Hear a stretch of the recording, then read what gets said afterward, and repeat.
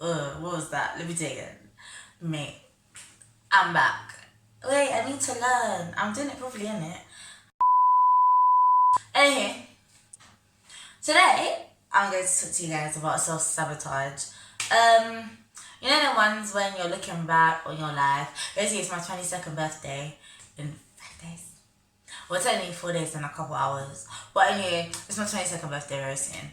And so what I like to do is I like to reflect on the past year, how it went, things that happened, whether good or bad, how I could have reacted, how I did react, steps I should take into the next chapter and things I should leave behind.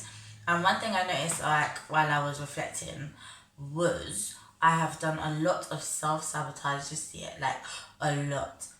And I've even said self-sabotage a few times. So you're probably wondering, what is it though? So basically, in the simplest way that I can even explain, self-sabotage is when you exhibit or demonstrate or you carry out like behaviors that conflict to your goals, your desires, your needs or your wants. One thing I read even said that it conflicts with your personality, and basically it's counterproductive behavior. I don't know why I didn't just say it's counterproductive behavior in the simplest form. That is what it is. Counterproductive behavior preventing you from where you need to go. So yeah, so the way I'm gonna structure this video. So first I'm gonna talk about how I myself have demonstrated self-sabotage, so you can kind of get a gist of how it fits into life. And also it's Tanisha's Chronicles. Of course I'm gonna talk about me, like it's about me, but it's not just about me, guys. It's about me, you, growing together, healing together, learning together, and that's what I'm trying to do. I'm trying to teach you lot while I learn myself. So what is it? So yeah, first of all I'm going to talk about me, and then I'm going to talk about what causes it and just other forms, because it's actually really common and you might be doing it without even realizing. So I'm going to help you identify, and then you yourself can go back and reflect, because reflection is a good thing. Don't be self-critical, be reflective, unbiased, and keep it moving, keep progressing. But yeah, I'm gonna start rambling on and I'm just gonna get into the video because me and self-sabotage. So this year, do you know what? I love to tell people, do not let your circumstances define you. But I will tell you for free, I do not. When have I ever actually taken my own advice? Never. Oh my gosh, like I actually never ever. It's actually so bad. But I think it's easier to give advice, and then when you're in a situation, it's like it's really hard. But yeah, as usual, laptop notes everything because my brain it doesn't work the way it's supposed to. So yeah. So the first way that I've exhibited counterproductive behaviors, I allowed my situation to define me and I let my circumstances win. So let's start with something simple. So insecurities, like I don't really think of myself as, oh, it sounds so weird to say. I don't think of myself as pretty or I don't know, like when I look at myself this is funny, guys. Oh my gosh. You know when you laugh because it's orcs and there's not even anyone in the room, it's just me and I come out. But oh my gosh. But nah, when I look in the mirror or something, or someone compliments me, I really just stand there like, I beg. So like, it's a thing where I let my insecurities get the best of me, because even today, like someone asked me for a picture for something. So I'm there scrolling, looking for pictures, and I'm just like, I ain't got none. Like, I actually don't take pictures of myself. And the pictures that I had, about 2/3 of them I hated. And then the rest of them had filters. And I was thinking, oh my gosh, where are the normal pictures without filters where I actually look nice? And I wanted to scream. Because if you know my dad can't take pictures, so I couldn't use the pictures that he used, that he took of me. So I'm just there scrolling like, oh my gosh, I finally found a picture. Even then it was cringe because I was like, I don't want to send this one. But I sent it because it was the only one without a filter. I looked a little bit decent, something. But something like that, like, I like to look back and relive memories through photos. But when it comes to taking the photo, I refuse. People will be like, oh yeah, let's pose. And I'm like, pose for what? Like, no. And it's so sad. But yeah, that's just small things like that. What else? What else did I have? So anxiety, that's another thing. So, I've said this so many times. Not beginning of the year, end of last year, so like October, beginning of my last year of uni, I was diagnosed with severe depression and anxiety, and literally like I've let that anxiety part define me, especially. So like people will invite me places and I'll be like, oh no, I can't come, sorry, anxiety won't let me. More time, sometimes I don't even feel anxious, I'm just like, I'm going to feel anxious. I don't feel anxious in that minute, but it's like, I'm definitely gonna feel anxious if I go. I'm definitely not gonna enjoy it because anxiety is gonna take over. But I don't know that. But because I've been told I have anxiety, everything that I've seen around anxiety and that is associated with it, I've pulled in and labeled myself with.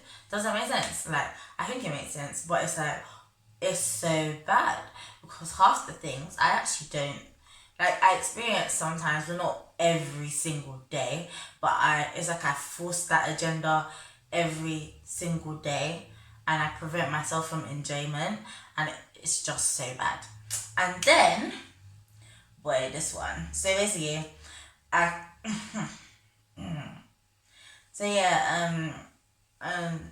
moving on to like the depression side or the sad side. So this year, I can honestly say it's been the worst year of my life. Like, it's been the worst year of my life. I think I say that every year, but this year, this year has just topped every other year. Like, this year, oh my, if you know, you know, mate. If you know, you know. But like, we give God thanks I'm still alive, I'm still living. Amen. But like, so it's been that bad that when things weren't bad, on days when things weren't bad, people be like, are you okay? I'll be like, yeah, I'm alright, I think so. Literally, I just stop and think that, like, am I actually okay? Like, nothing's going on today. Oh, my voice just went.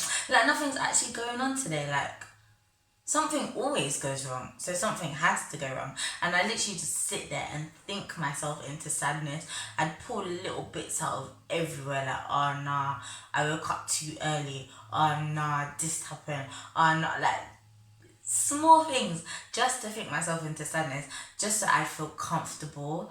And it's weird that I'm comfortable in my sadness, but when I say I want to heal, but the idea of healing is scary, it doesn't make sense, but that's literally what it is. And every day I actually get there, like, I think I'm getting there, but then sometimes I carry out these counterproductive behaviors and I end up taking a step back, and it's like, what's going on, Tanisha? Like, slow it down. Like, it's so bad. But then it's like, I don't know. As I said, it's just normal now. Sadness is just normal. Like, when people are like, how are you? I'm like, literally, my answer for the past couple months has been, I'm alive. Like, that's actually all I can say. I'm alive, because, boy. But then, with these counterproductive behaviors and with these mindsets, you create, like, as the man said, personality traits that conflict with who you really are. And me, I'm not a mean person, but bruh, I have been so mean. Like, guys, I don't even know where this has come. I'm actually not rude. I'm not mean. But I've been gossiping, backbiting, talking about people. I'm not perfect before anyone starts judging, because neither are you. But bruh, like, I don't even mean to do these things. It just comes out. And you know that saying that when something bad is going on in your own life, or you're not comfortable in your own life, so you start talking about other people. That has literally been it, because I've manifested these emotions of sadness and anxiety and anger and whatnot. It's just come out as being mean, and it's disgusting, and I don't like it. I try so hard. Like, I literally pray, like, God forgive me, I should have spoken about that person. Like I literally be talking about someone, And then I do the same thing. And I'm like, nah, Tanisha, dear, like, you need to relax. It's so bad. But this is what I'm saying, like, you need to realize your behaviors and change your thoughts before it comes out as something that it shouldn't be. Because I'm actually a calm person. Well, I like to think I'm a very calm, nice person. So me being mean, it's so anti-Tanisha. Like, it's not me. It is not. I'm caring, empathetic. I'm lovely. So, boy, like, in my 20s, not even 20 seconds, from today, I can't be mean anymore. Like, if I've ever been mean to you, I'm so sorry. I apologize. Like, yeah. But yeah, so now we're gonna go on to the bits where I expand even further and I let you know like what triggers these things and how to deal with it basically. So yeah.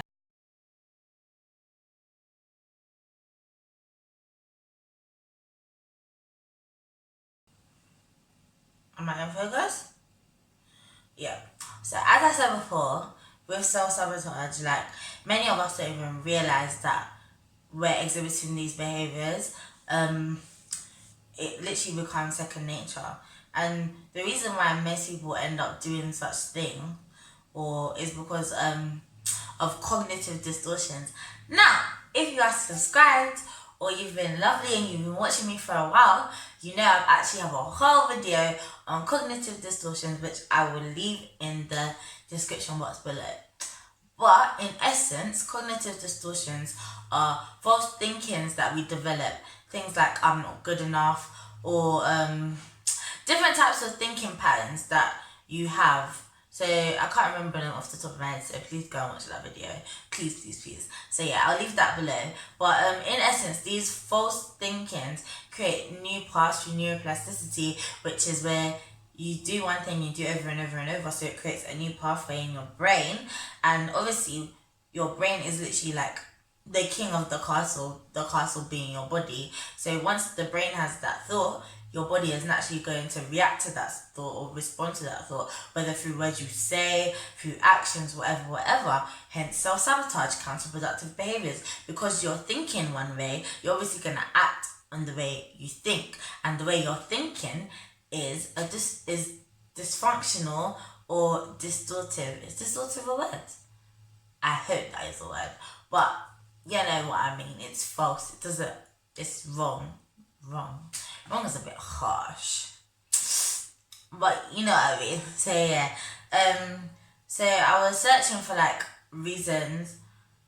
Wait, what was I searching for? Yeah. I told you my brain doesn't work properly.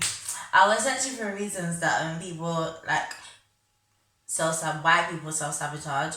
And one website that kept reappearing was Psychology Today, and they had like I think it was like 6 different reasons, but I only picked up 3 because these 3 I feel like they're so relatable and so many people do these 3 without even knowing. So yeah, so I'm gonna go into those because they're very relatable. So the first one is because you have low self-esteem or low self-worth. Remember what I said about taking pictures and my insecurities? See, it's all clicking, it all makes sense. So with this, you don't think that you deserve to be happy. You don't think you deserve success. You're scared of getting close to people because you feel like, rah, they might see the real me. They might not like me, so they're gonna leave. So when you do start to build relationships or bonds, you carry out behaviors that destroy those relationships or bonds because you're scared, and it's easier for you to destroy the relationship than for them to walk away. Does that make sense? Oh, I sound smart. Does that make sense? That makes sense. So yeah, like with me, yeah, when people compliment me or something, like I'll literally sit there and search for each and everything and pick out each and everything I don't like about myself because that compliment just feels so weird. Like it's not safe ground for me. Like I'm not used to compliments. As I said, if you know, I told people about like how I've been bullied and stuff. So I'm so used to those things that when people come to tell me, oh yeah, you're so pretty, I just laugh. Like guys, I actually laugh. It's so bad, but I just laugh. And that takes me into my next point. Can't say the word. Familiarity. Oh! Familiarity. So yeah, some of us, we carry out these counterproductive behaviors because where we're going, we're not used to that. We're not used to being in certain situations, hearing certain things, feeling certain ways, because I don't know your life. I don't know. But so we carry out counterproductive behaviors in order to get back to a place where we feel comfortable, even if that comfortable place is destroying us, which 9 times out of 10, that comfortable place is destroying you. So you need to pick yourself up and get out. So we have low self-esteem, self-worth. We have familiarity. What's the other one? I'm there looking that way, like say the laptop's not this way. Oh my gosh, wanting to be in control. This one, me, I love to be in control, especially because, I don't know, I just don't like uncertainty.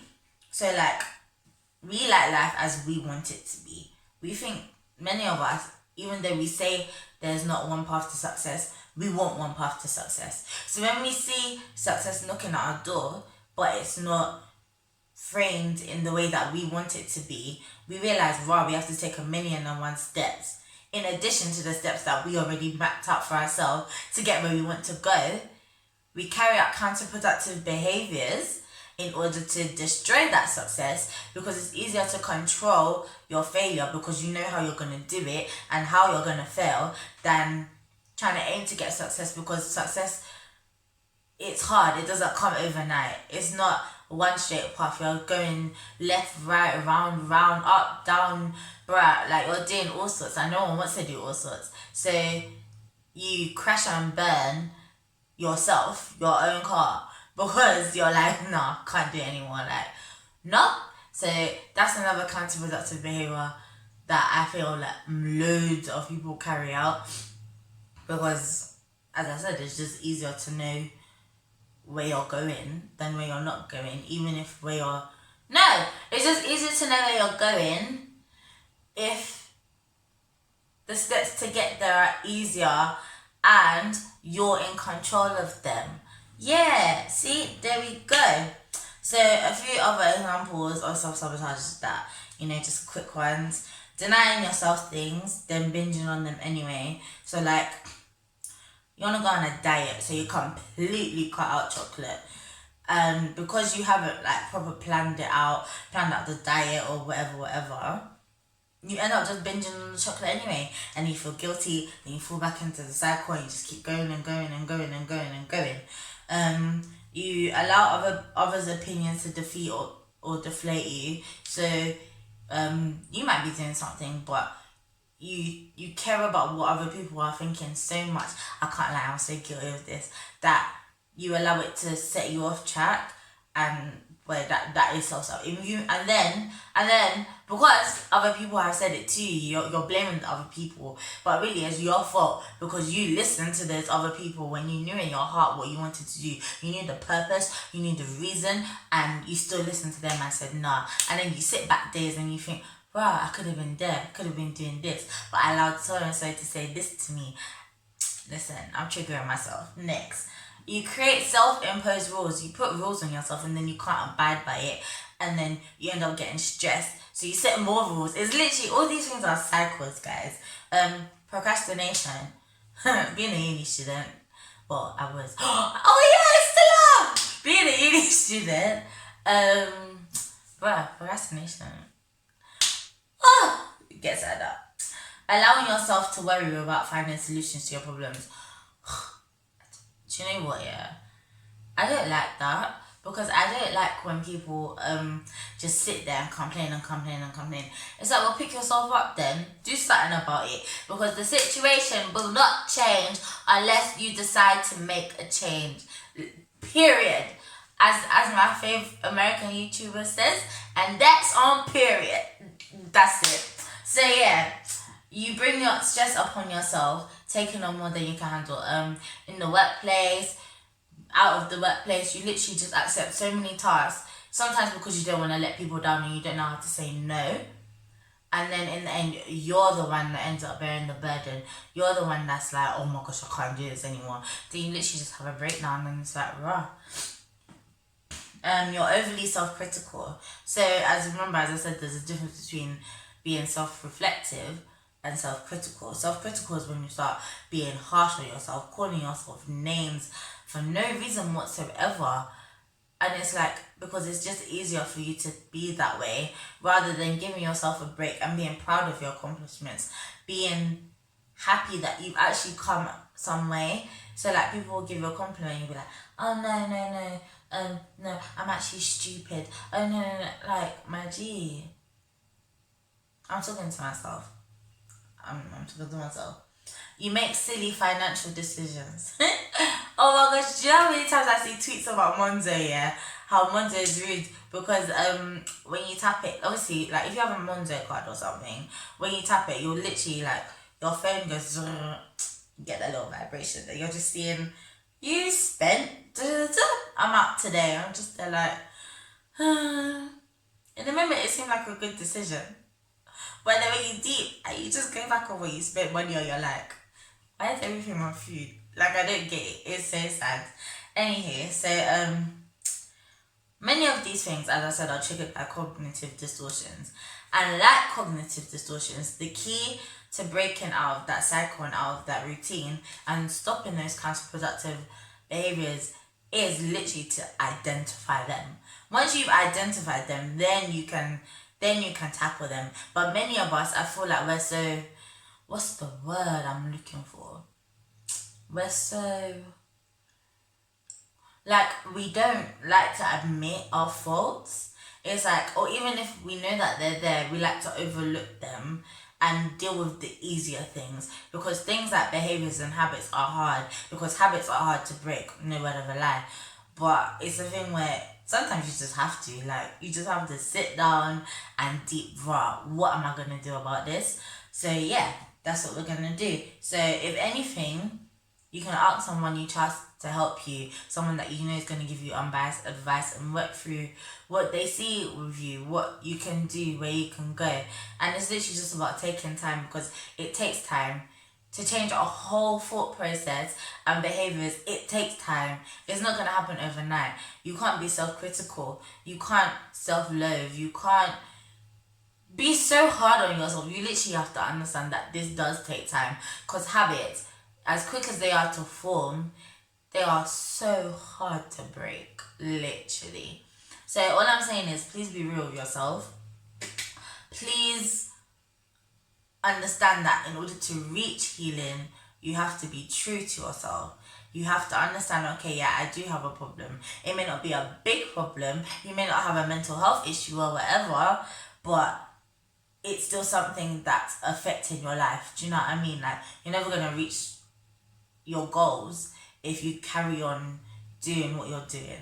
So yeah, and I just want everyone to be successful. Everyone that watches this, I really want everyone to be successful. So yeah, as always though, if you are struggling, like if you do feel like, wow, this is actually a problem, my mindset is actually a problem, I beg, seek help, because there are certain counterproductive behaviors that are really bad, such as self-harm or, I don't know, overeating, stuff like that, you know what I mean? Like, it's just it can reach a point where it's critical and you need to. So yeah, if you need help, go and seek a professional. I hope this video was informative, whether you knew what I was about, whether you knew what it was about before, or you're learning, or it's like, I don't know, you're adding to your knowledge. I just hope it helps you in some way, form or kind. Make sure to check out my cognitive distortions video, which will be left in the link in the description box below. Make sure to subscribe, share, please share. Because why must you only learn? Everyone needs to learn. So please share, like, comment, yeah, and I'll see you in my next video. Thank you for watching, guys. It does mean the world. It really does. So yeah.